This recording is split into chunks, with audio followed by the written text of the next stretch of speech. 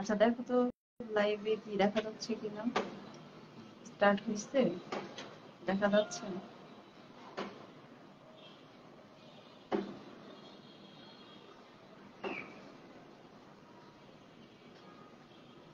Start হয়েছে, দেখা যাচ্ছে।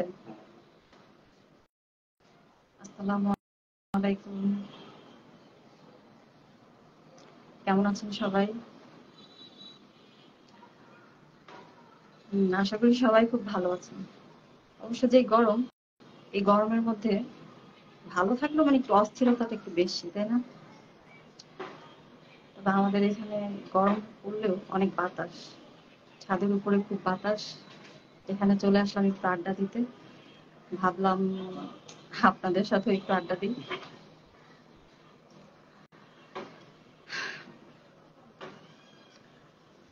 কিছু প্রশ্নের উত্তর কমেন্ট চলে এসেছে। নাইস, আপনি কেমন আছেন? জি আলহামদুলিল্লাহ, আমি ভালো আছি, অনেক ভালো আছি। আই হোপ আপনিও খুব ভালো আছেন। আপনাদের কিছু প্রশ্নের উত্তর দিব, যদিও আমি এর উত্তরগুলো এর আগে আরো অনেকবার দিয়েছি। ম্যাক্সিমাম মানুষেরই প্রশ্ন থাকে, আপু আপনার নাম কি, আপনি কোথায় থাকেন, তারপর আপনি কি করেন। তো আমার পেজটা কিন্তু আমার নাম দিয়েই খোলা, শিল্পী, নুরুন্নাহার শিল্পী। আমি কিন্তু আমার প্রত্যেকটা গল্প কবিতার নিচে আমার নামটা লিখে দিই, নুরুন্নাহার শিল্পী। তো আমার নামটা নুরুন্নাহার শিল্পী, এটা আমি এর আগেও বলেছি, আবারও বললাম। আর আমার বাড়ি হচ্ছে গাজীপুরে, টঙ্গী গাজীপুর আমার বাড়ি। আমি গাজীপুরের মেয়ে। আর আমি কি করি, আমি এখন স্টাডি করতেছি। তবে আমার লম্বা একটা গ্যাপ ছিল, আমার পড়াশোনার মধ্যে লম্বা একটা গ্যাপ ছিল। আমি এর আগে জব করছি, তো আবার পড়াশোনার সুযোগ আসছে, তো সেটাকে আবার কাজে লাগানোর চেষ্টা করছি আর কি। তো এখন স্টাডিতে আছি।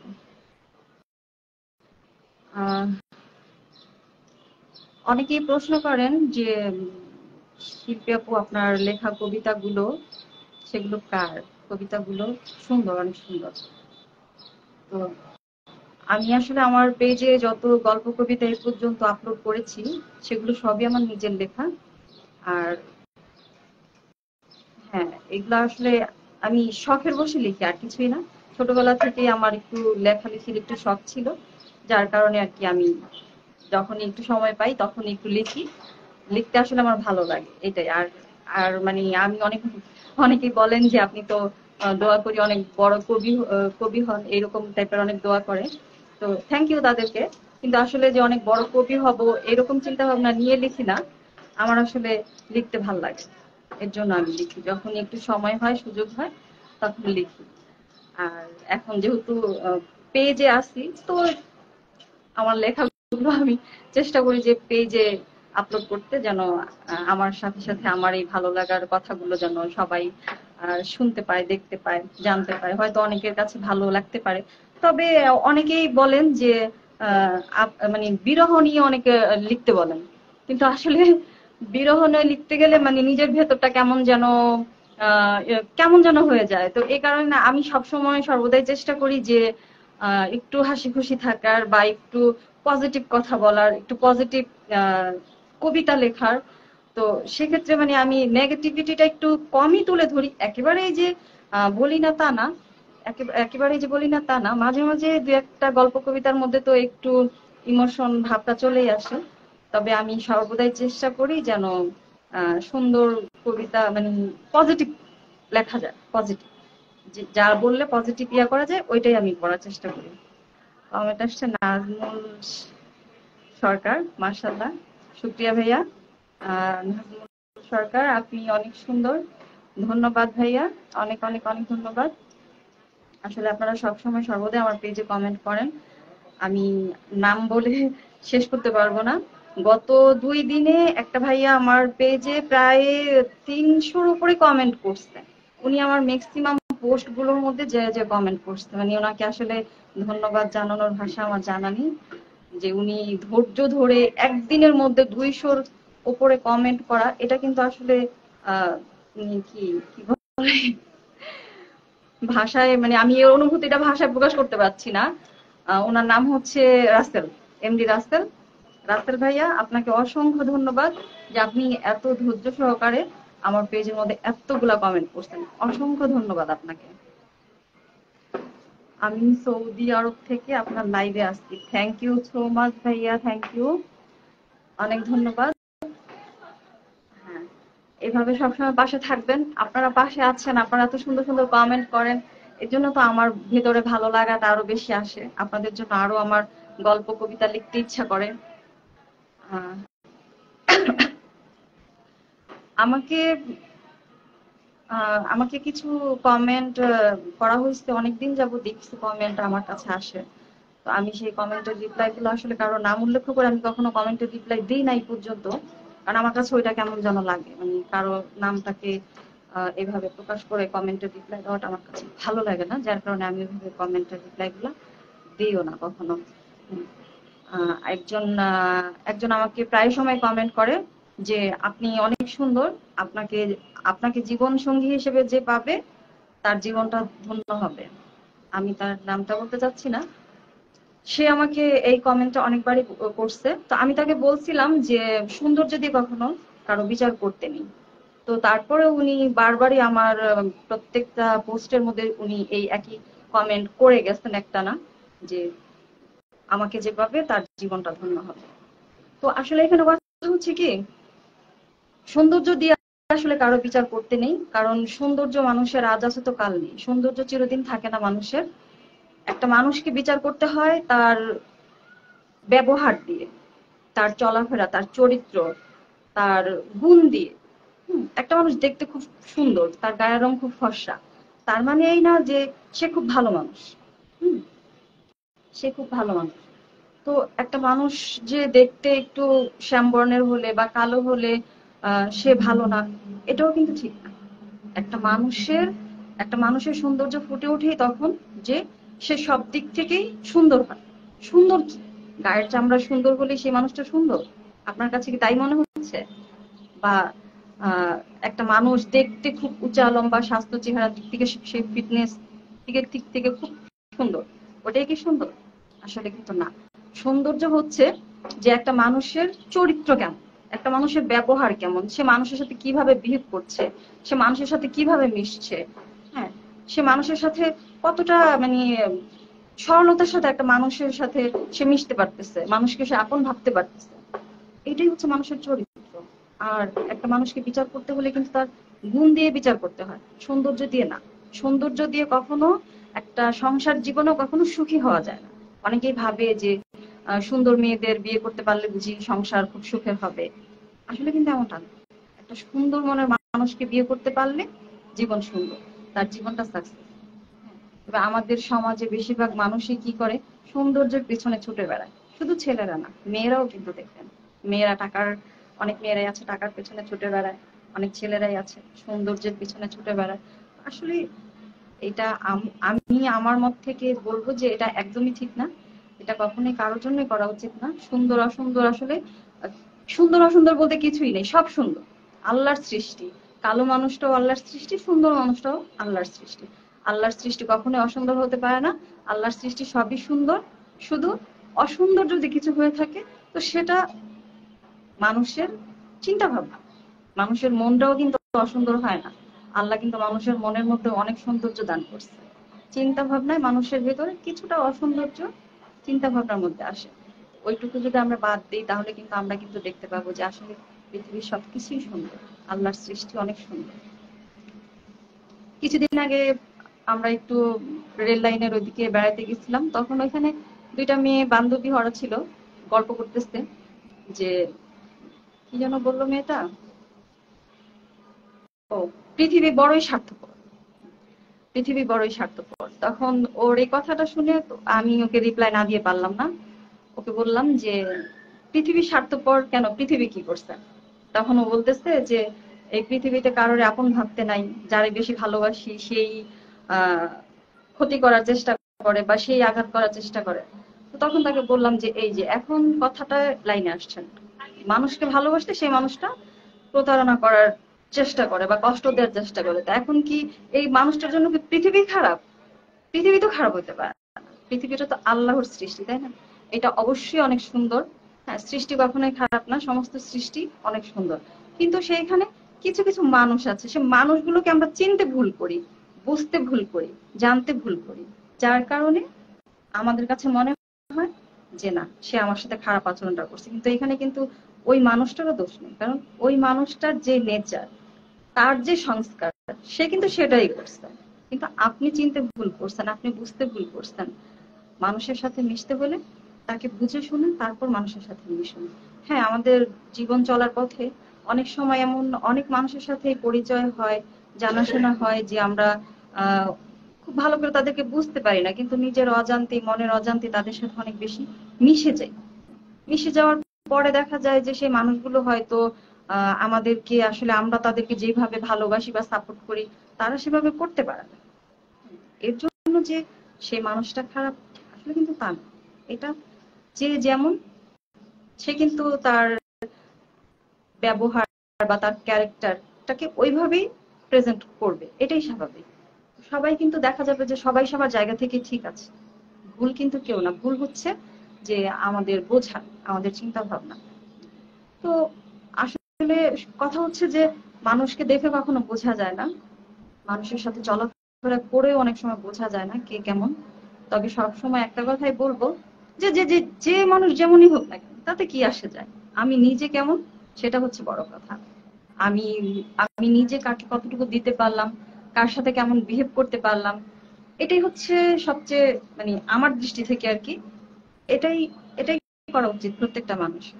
কারো কাছ থেকে কিছু আশা আশা না করে, কেউ আমাকে, আমি তাকে ভালোবাসি এর জন্য সে আমাকে অনেক ভালোবাসবে, আমি তাকে সাপোর্ট করতেছি তাই সে আমাকে অনেক বেশি সাপোর্ট করবে, এইরকম আশা আমরা যদি কারো প্রতি না রাখি, তাহলে দেখবেন যে আপনার কষ্ট একদমই কমে গেছে। মানুষের, কোনো মানুষকেই তখন আর খারাপ মনে হবে না বা প্রতারক মনে হবে না। হুম। কিছু কমেন্টের রিপ্লাই।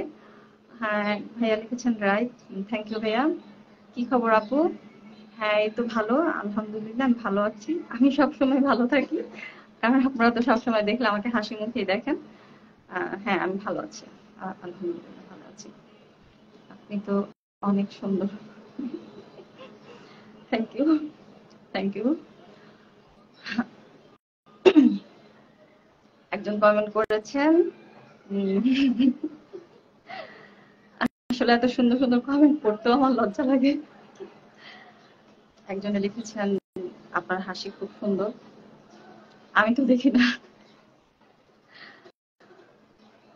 একজন লিখেছেন তুমি হাজার ফুলের মাঝে একটি গোলাপ, তুমি হাজার তারার মাঝে একটি চাঁদ।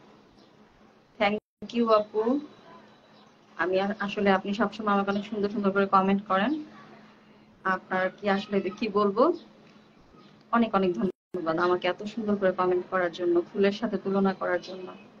আসলে সত্যি আপনাদের এমন কমেন্ট দেখতে মানে আমার মনটা খুব আনন্দে ভরে ওঠে, যে একটা মেয়ে হলো একটা মেয়ের কি সুন্দর করে প্রশংসা করে। আমার আমার পেজে অনেকগুলা মেয়ে ফ্রেন্ড আছে যে ওরা আমাকে এত সুন্দর সুন্দর করে কমেন্ট করে, আমি আসলে মানে মুগ্ধ ওদের কমেন্ট দেখে, খুব সুন্দর করে কমেন্ট করে।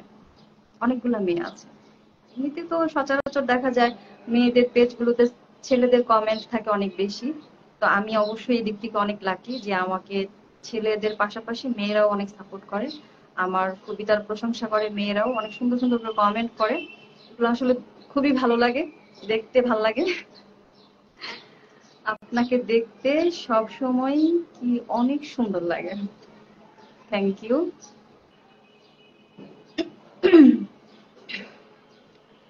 আপনাদের সবাইকে অসংখ্য ধন্যবাদ আমার সাথে লাইভে আড্ডা দেওয়ার জন্য। অনেকেই আমার সাথে লাইভে জয়েন হয়েছেন, তাদের সবাইকে অসংখ্য ধন্যবাদ। যারা যারা জয়েন করতে পারেনি তাদেরকেও ধন্যবাদ, কারণ আমি জানি আমার ফ্রেন্ড যারা আছে তারা পরবর্তীতেও এসে আমাকে কমেন্ট করবে, আমার সাথে কথা বলবে, এটা আমি জানি। আপু, আমি সৌদি আরব থেকে। আপনি কোথায় আছেন? হ্যাঁ ভাইয়া, আমি তো বাংলাদেশে থাকি, আমি বাংলাদেশের মেয়ে। আমি বাংলাদেশের টঙ্গী গাজীপুর জেলায় অবস্থান করছি। আপনাকে অসংখ্য ধন্যবাদ, আপনি এত দূর থেকে আমাকে কমেন্ট করেছেন। এর জন্য আপনাকে অসংখ্য ধন্যবাদ। সবসময় এমন পাশে থাকবেন, সাপোর্ট করবেন। আপনাদের সাপোর্ট পেলেই তো আরো সুন্দর সুন্দর কবিতা লেখার উৎসাহ জাগে। কিছুদিন আগে একজন আমাকে কমেন্টও করেছিলেন, আবার আমাকে পার্সোনালি এসএমএসও করেছিলেন। উনি আমাকে বলেছিলেন যে একটা মানুষের মধ্যে এত গুণ কিভাবে থাকে, একটা মানুষ কবিতা লিখে, গল্প লিখে, তারপর সে দেখতে এত সুন্দর, তারপর সে আবার গান গায়, একটা মানুষের মধ্যে এতগুলো গুণ কিভাবে থাকে। না, আসলে আপনার কথাটা একদমই ঠিক না। আমার মধ্যে এমন কোনো গুণ নাই। এগুলো আপনারাও লিখতে পারবেন, এগুলো যে কোনো মানুষই লিখতে পারে। আর গানের গলা তো আমার খুব ভালো না, আমার গান গাইতে খুব ভালো লাগে। এর জন্য আমি মাঝে মাঝে ওই 2 লাইন 1 লাইন গাই। কিন্তু আমি তো আর ওই, মানে আমার নাম তো শিল্পী। তো আমি যখন কলেজে যাই, আমার বন্ধু বান্ধবীরা আছে, ওরা ধরে যে শিল্পী একটা গান গান গা। তো আসলে এইভাবে মানে মাঝে মাঝে আমি আর কি 2-4 লাইন গান আমার গাওয়া হয়ে যায়। কিন্তু আসলে তো আমি তো আর ইয়া না, কণ্ঠশিল্পী না, বা কণ্ঠশিল্পীর মতো আমার কণ্ঠস্বর অতটা সুন্দর না। আমি শখের বশে একটু একটু গাই, এই আর কি, আর কিছু না। তো তারপরেও আপনারা মানে আমার এই বেসুরো গলার গানগুলো হচ্ছে বলেন যে সুন্দর লাগতেছে, ভালো লাগতেছে, আপনার কণ্ঠ অনেক মিষ্টি। যে এই যে ভালো লাগার মানুষটাকে আসলে তার কোনো কিছু ভালো হোক আর না হোক, তারপরেও তাকে ভালো বলা, এটা আসলে অনেক বড় একটা গুণ। আপনাদের মধ্যে এই গুণটা অবশ্যই আছে যে আপনারা ভালো না হলেও বলেন যে ভালো হয়েছে। এর জন্য আসলে অনেক ধন্যবাদ। আর প্রায় সন্ধ্যা হতে যাচ্ছে।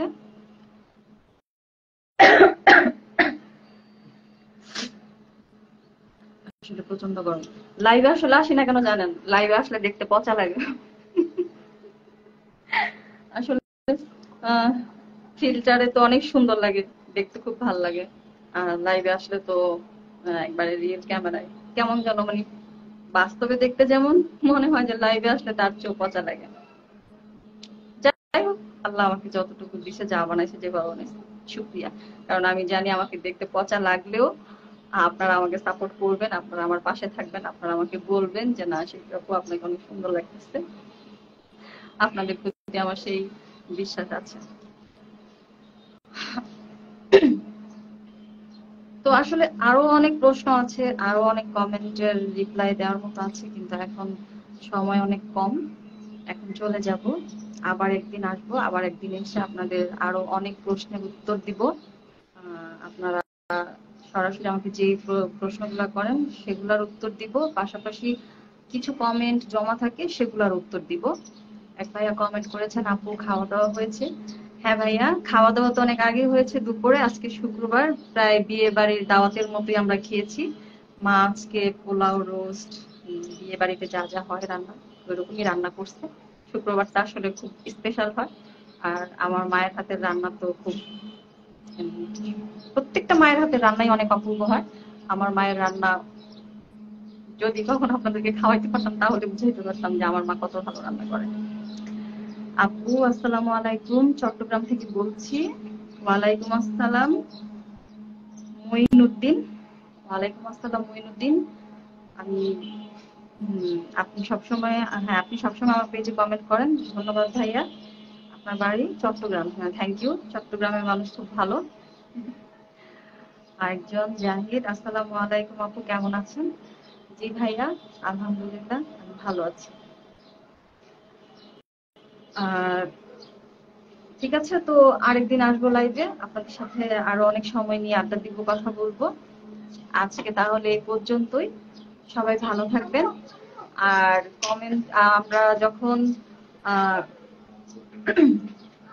আমি মাঝে মাঝে কিছু কমেন্টের রিপ্লাই দিতে পারি না, এর জন্য আমি সত্যি অনেক দুঃখিত। কারণ আমারও তো পরিবার আছে, ফ্যামিলি আছে, আমার পড়াশোনা আছে, আমি অনেক ব্যস্ততার মাঝেই থাকি। যার কারণে অনেক সময় দেখা যায় যে আমি সঠিক সময়ে সঠিক এটা রিপ্লাইটা করতে পারতেছি না, তার জন্য আমি সরি। ঠিক আছে, তো আজকে এই পর্যন্তই। এরপর আরেকদিন আসবো, তখন আপনাদের সাথে অনেক সময় ভরে আড্ডা দিব। কেমন? সে পর্যন্ত সবাই ভালো থাকবেন, সুস্থ থাকবেন, এবং এই গরমের মধ্যে বেশি বেশি করে পানি খাবেন। যার যতটুকু সাধ্য আছে, সাধ্যের মধ্যে থেকেই সবাই নিজেকে সেফ এবং নিরাপদ রাখার চেষ্টা করবেন। সবাই ভালো থাকবেন। কেমন? আল্লাহ হাফেজ।